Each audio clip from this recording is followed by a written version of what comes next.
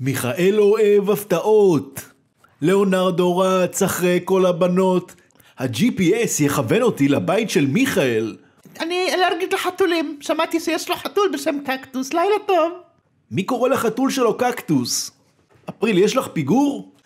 בוקר טוב, סליחה. הנה, זה מראה לי שמיכאל גר כאן שמאלה. חברים, תקשיבו, אל תלכו. כנראה יש פצצה כאן. אמרנו תישארי באוטו. שרדר, שמעתי שמיכאל קורא הרבה הארי פוטר. מה אתה אומר? נקנה לו אולי איזה ספר?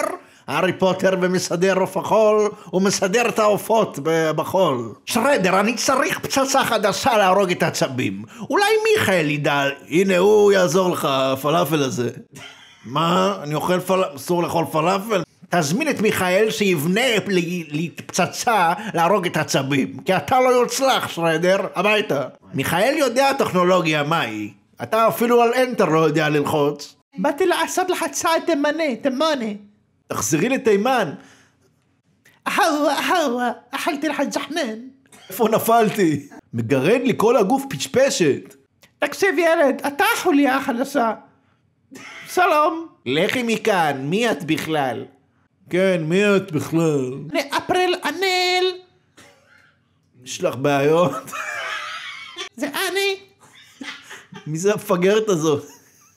לא ברור, בוא נלך מכאן. ילד, פסט. ילדים, זה שמחה. שלום לכם וברוכים הבאים לחוליה החלשה. איך קוראים לחתול של מיכאל? מישהו יודע? מיכאל מנצח אותך בשחמט. תביא דובי אחד, נביא לו. דובי אחד? קחי את כל הערימה.